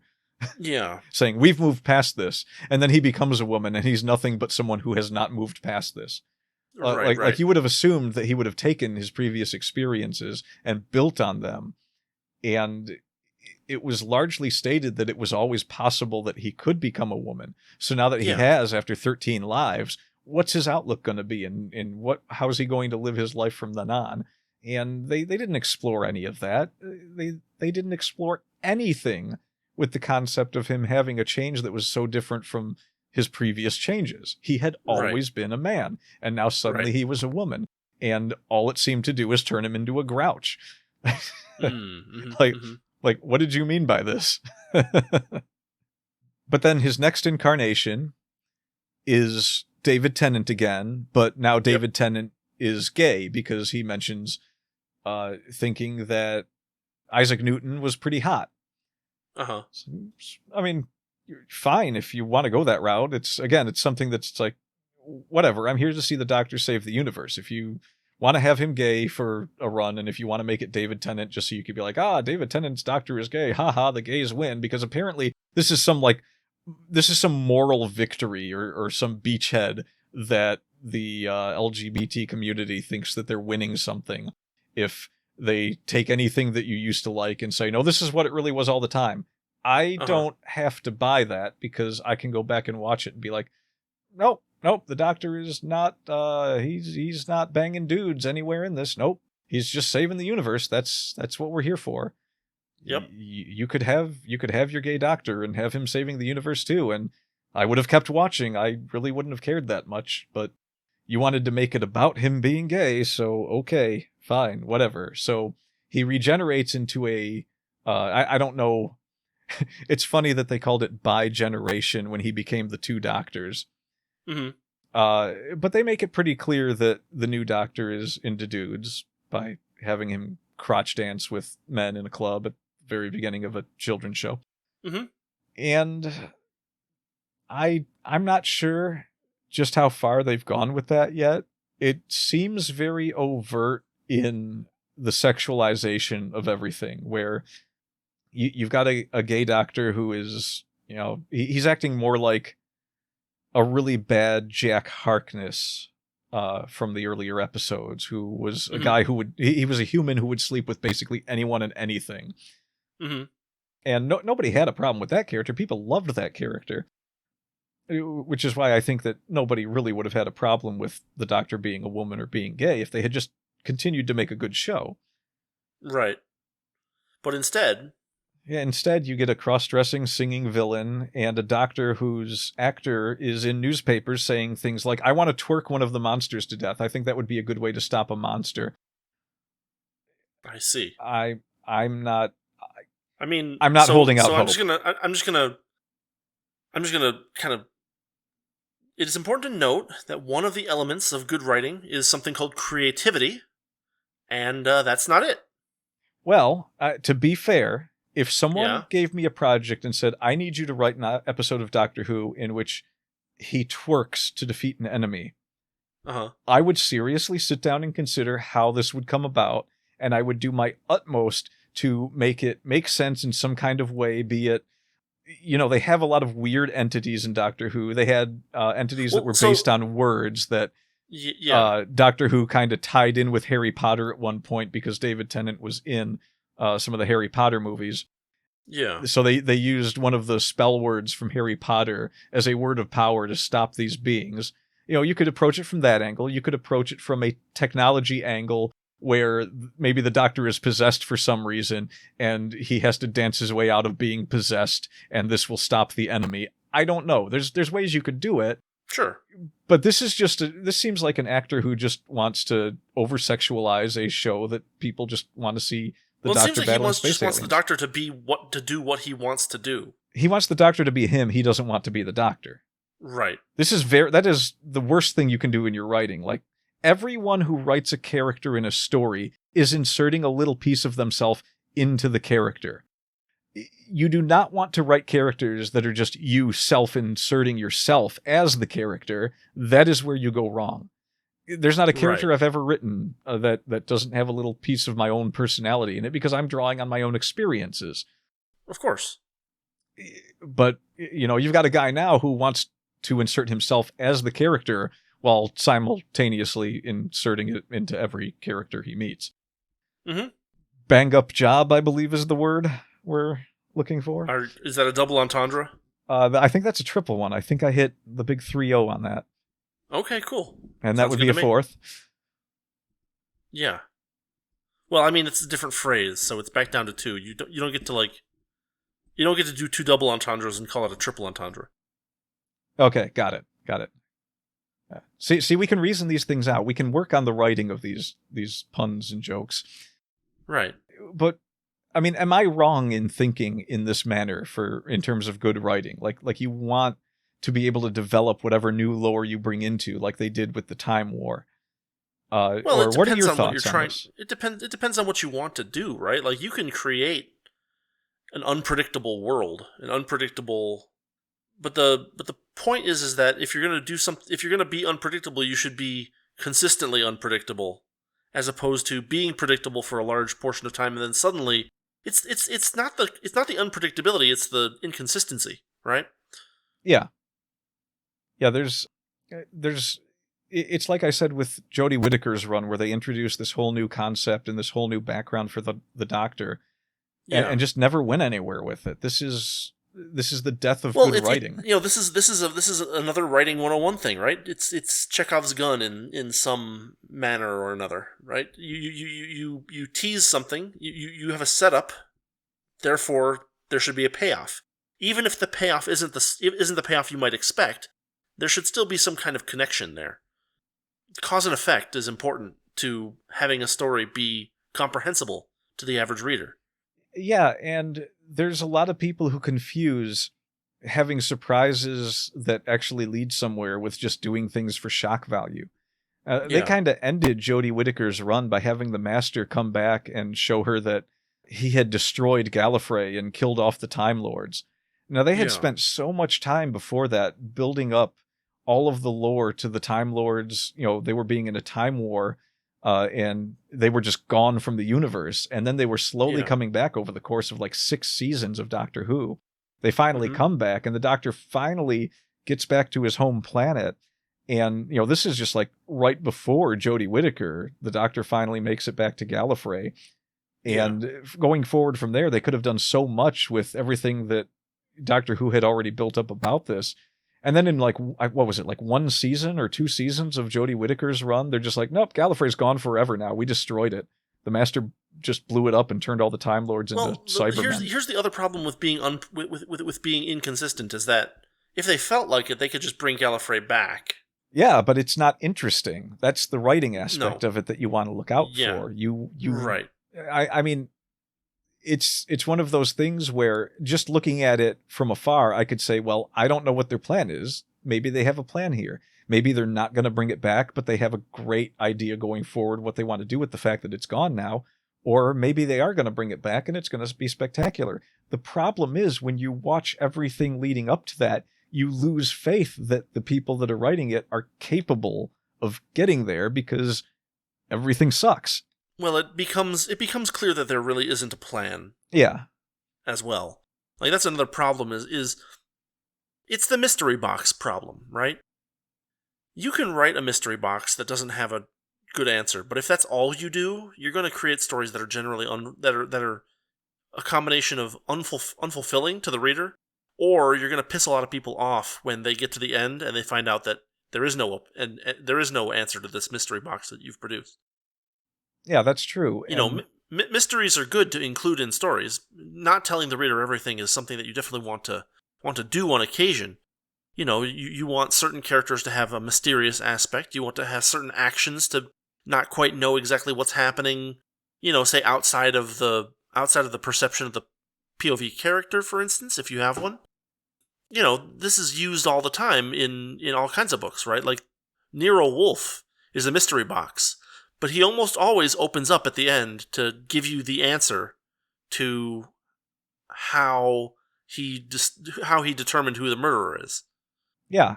But you see things through Archie Goodwin's eyes, and Archie Goodwin doesn't know what's inside the mystery box that is Nero Wolfe's brain, and so he often puts forth his own, you know, often incorrect theories. Sometimes he gets it right, only to say, no, that can't possibly be it. That'd be too stupid. Things like that. Yeah, it definitely doesn't feel like the characters are just falling into whatever happens next. There's some semblance of procedural generation and not just the firing off of random number generators in every direction at once. Right. It's important that you have a sense that, you know, there's a reason to keep going. Otherwise, I mean, this is why people aren't watching the show anymore. Right. This is Disney also, you know, Disney having their fingers in it is a pretty good indicator that things aren't going to go very well, because they had the golden goose with the Marvel movies where they had spent years. They have slaughtered multiple golden gooses.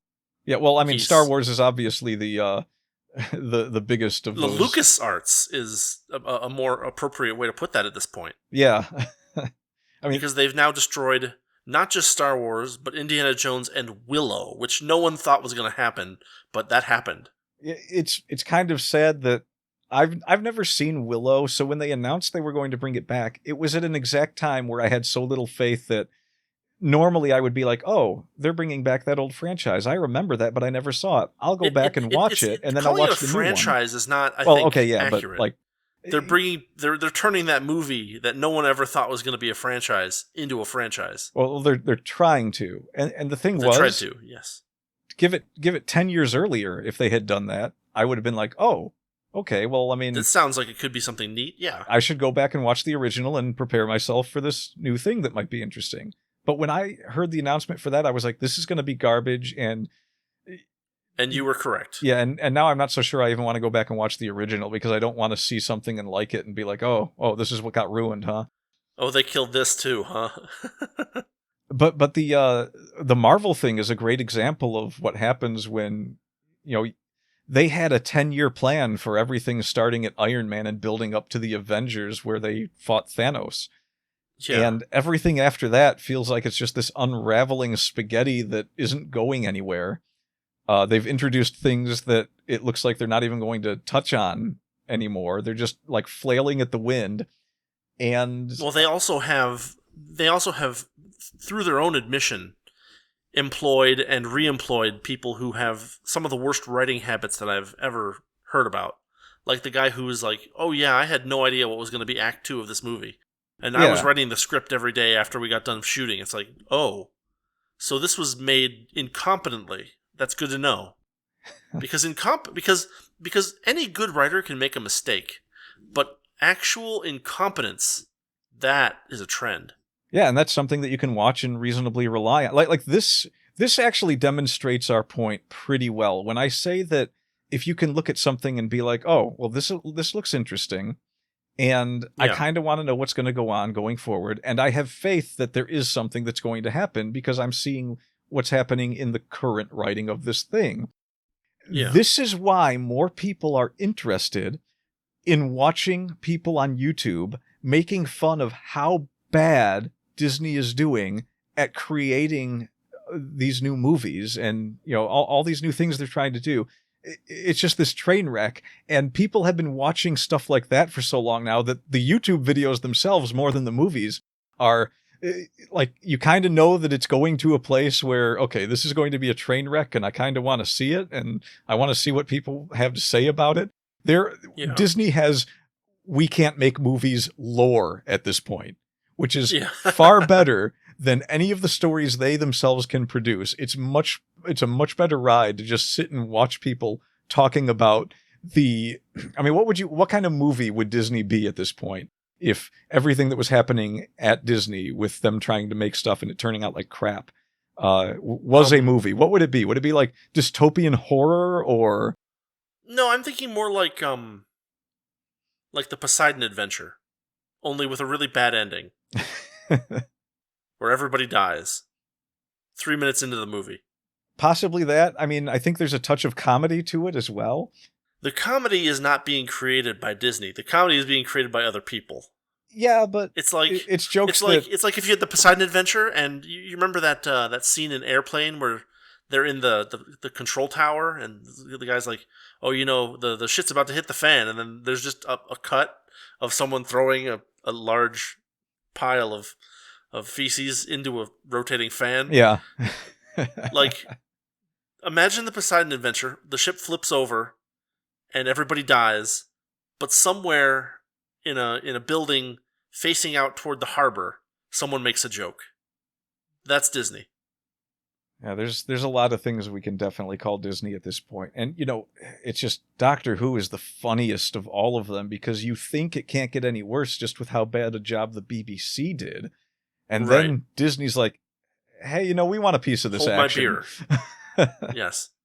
Hold my beer. I mean, Disney couldn't even stand up by the time they were passing off their jug of tequila to whoever agreed to hold it while they... Let's not give them the dignity of tequila. Let's say that they overdosed on Zima. Okay. Hold my 40 Zimas. But yeah, it's another one where like Star Wars is a dead franchise. I don't see people coming back to that. Like it would take at least a decade. It's funny because Star Wars had one of the things that Disney did upon purchasing Star Wars was they destroyed all of the additional canon. They're like, this is all gone now. It's not real. Oh, like all the books and everything that people loved? all the books, the extended universe, all the stuff that happened in the games. Yeah, that's all not real now. And just as a writer, I look at that and I say, why would you do that? You've literally built a castle and you just demolished it, and then you continued to demolish it, and now the castle is a pile of ashes, and you're trying to set it on fire again. I think it's worse than that. I think someone handed them a castle that had a machine in it that just spits out dollar bills, and their first act was to remove the machine and put in a spa that subsequently nobody would take care of or clean, and so it just fell into disuse. They inherited Cagliostro. They inherited Cagliostro. And Lupin wanted nothing to do with it. Well, Lupin wasn't even involved. It was just like, imagine if the Count had just, like, by his own volition, taken a sledgehammer to all of his counterfeiting equipment in the basement. Something like that. Yeah, I mean, the things that have been done to these franchises are absolutely biblical in their level of destruction. Like some of this feels like God's revenge on humanity at times. Yeah. It's so bad. And for something that came back as strong as Doctor Who to just be allowed to crash and burn the way it has. I mean, the show was salvageable still. It was salvageable after Jodie Whittaker, because we may not have liked her as a doctor very much, but we could have easily, found an excuse for why the new lore wasn't real, or at the very least tried to make it interesting moving forward. Sure. People had a bit of faith that things were going to turn around when Russell T Davies was going to come back. And but then, between him and Disney stepping in and saying, no, we're going to go in this direction, I think this is going to go the way of Star Wars. I think that nobody's going to care about this franchise. If it hasn't already. I mean, I think that the viewership on the latest Doctor Who stuff is down so much that the show is practically dead. Yeah. So I don't know if it's quite at Star Wars level. Like I could see someone stepping in right now, and I mean right now, and being like, no, we're done with this. We're not, we're cut it, we're done. We're moving on to something else. This is not going to work. That would have to happen like right now to save Doctor Who. And it's not going to happen. It's not going to happen. It was purchased by a multi-billion-dollar corporation. Well, no, they don't own it. They invested some money into it. Is that all? The way I understood. I thought that they bought the rights to it. They probably bought some kind of licensing for it, because they're going to have it on Disney Plus, which I want you to wrap your head around that. I want you to wrap your head around the over-sexualization of Doctor Who being broadcast on Disney Plus in a children time slot. Yeah. So is there anything left? Is there anything left that we can feed into the Disney machine and just watch them churn out utter sludge? Well, I saw someone talking about Disney's going to be trying to influence anime now. So, yeah, there's that. Good luck. There's...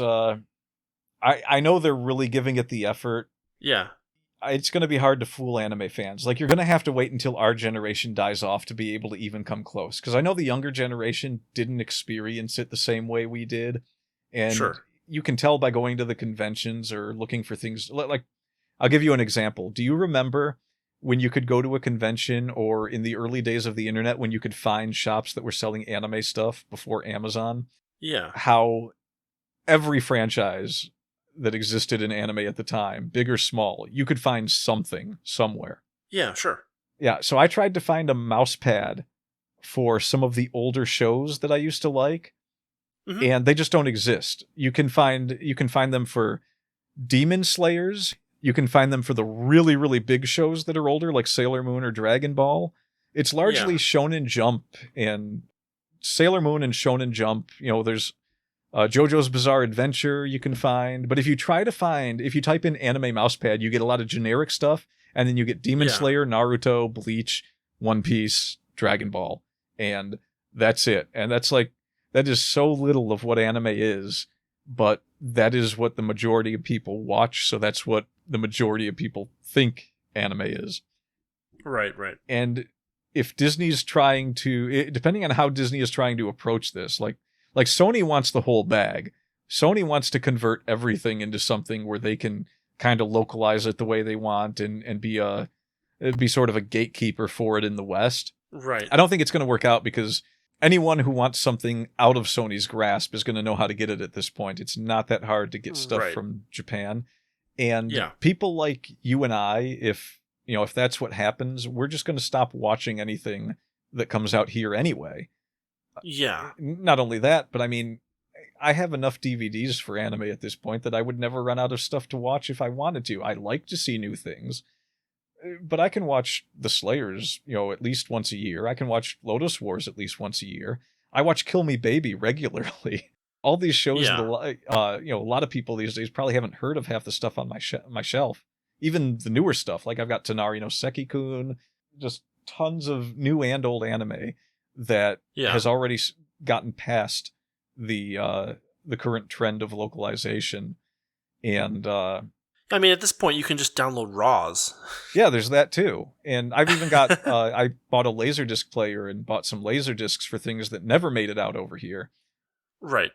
Just trying to check out new things from an era gone by, which that stuff is actually pretty easy to get a hold of. There's a lot of it illegally uploaded on YouTube. I don't know how YouTube can catch someone misgendering someone and somehow there's like the entirety of an old series that's fully licensed by a company just sitting up there. You put 3 seconds of a Disney trailer, 3 consecutive seconds of a Disney trailer into your video and your entire channel gets demonetized. Yeah. But you put the entirety of the Wizardry anime up and everybody's like, nah, that's fine. It's like all of Ghost Sweeper Mikami is up on YouTube and I'm pretty sure it's not supposed to be there. Yeah.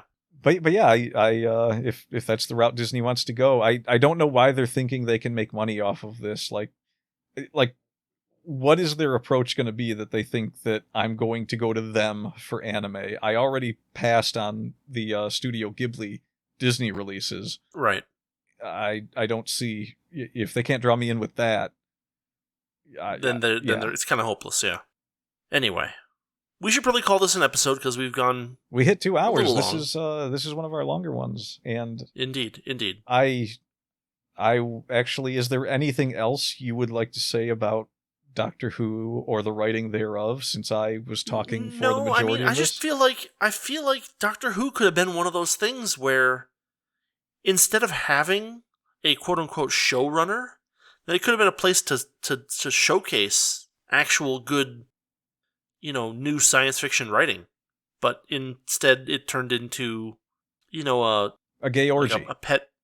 Well, let's say a pet political project instead.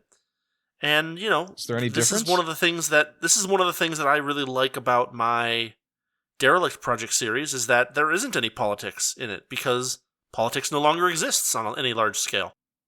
And so there's a lot of people that got, I think, incorrectly indoctrinated by the backgrounds, by the nonsensical background story of Star Trek, in which they eliminate scarcity, but eliminating material scarcity doesn't actually fix the problem because there's still temporal scarcity. But anyway, it's just one of those things where a lot of people have these really far-reaching collective plans for mankind, and they use science fiction as a portal for that.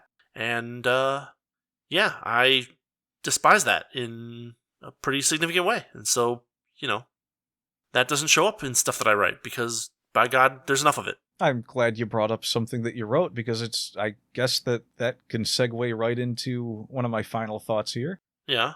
I think what's going to happen to Hollywood is the same thing that happened to video gaming, where you have these gigantic, overbloated AAA companies that are now falling apart, crashing and burning before our very eyes, eating each other in a lot of cases.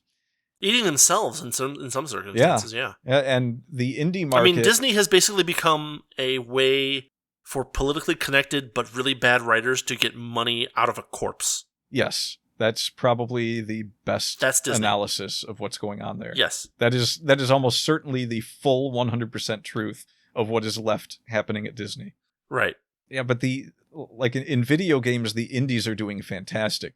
People are making wonderful games that are, a lot of them are spiritual successors to games that many of us love from 10, 20, 30 years ago. And they actually do it better in a lot of cases. They're improvements upon the old formulas. And the same is happening in books and comics where, I know in books there's so many people publishing at this point because it's a lot easier to write than it is to draw, that it's harder to sift through it. So it's maybe not as easy to see, but I'm certainly not buying books by a lot of, mainstream published authors anymore, and I am a heavy reader. Yeah. In comics, the indie market is growing rapidly, whereas, Marvel and DC are practically dead as comic book companies. They are. And Disney shooting itself in the foot with all these franchises is going to cement that. Yes. I think this will happen in Hollywood, too. There's a lot of really bad B movies and C movies out there right now. But just to give you an idea of what I think is going on, I've actually been watching a lot of the bad B and C movies and finding myself much more entertained than the stuff that's coming out of Hollywood at this point. Sure. And I think that Hollywood is destined to just crumble and break up and lots be sold off and things like that. And I think you're just going to see a lot of little studios popping up in more than just California. Yeah. You'll have them all across the country here in America, and probably a lot more cropping up in, different countries where, they like France has its own movie industry, but they also watch a lot of our movies. We watch way less of their stuff than they watch of our stuff. I think that'll change. I think you get a lot more local stuff, and I think you get a lot of really, really good, not too high budget, but very story-driven movies out of this whole collapse that seems to be happening before our eyes. And I think that's a good thing, to be honest. Yeah, it's refreshing the industry. Someone getting rid of those old sclerotic bodies and getting some new blood in, basically. Yeah, there may be a brief period where everything is kind of independent and very story driven, but you'll get studios that'll be very successful with it, and they'll become the studios that do the higher budget projects. And as long as they don't screw it up, they'll probably last a long time. How old is Disney now? Over 100 years old? Yeah, something like that. It could all just happen again. It doesn't have to be the end of everything. We all have limited lives in which to experience this stuff. So, yeah. The rest of our lives could very well be one of just like, media entertainment is never going to be what it was when we were growing up. But who knows? 10 years from now, maybe it'll be a booming industry full of new ideas and creating new careers for all sorts of people. Well, the takeaway here for our listeners who happen to also write is do your stuff. Get it done. Get it out there. Because you might be part of that rising tide that brings the boats back up off the seafloor. The ones that haven't, broken down and, the ones that aren't rotwood yet. You could be a boat that floats. You could be as opposed to one that sinks. sinks. Floats. Like that Disney. Is such a reading rainbow tagline. It seems an appropriate way to end the episode then. Yes, be the boat that floats. Be the boat that floats in writing. Whatever that means. Good luck. All right. Well, thanks for listening, everybody. And once again, I'm Rudy. And I'm Justin. And we are out of here. See you next week.